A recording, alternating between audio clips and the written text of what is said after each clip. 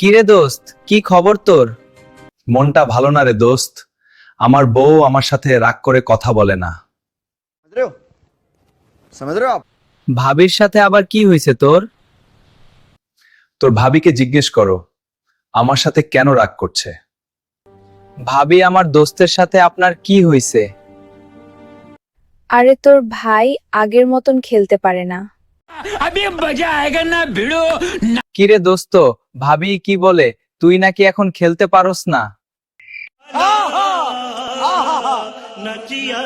আরে দোস্ত বল, আর কত?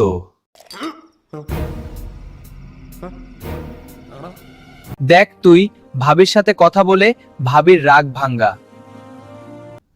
ঠিক আছে দোস্ত, আবার শুরু করতে হবে আগের মতন।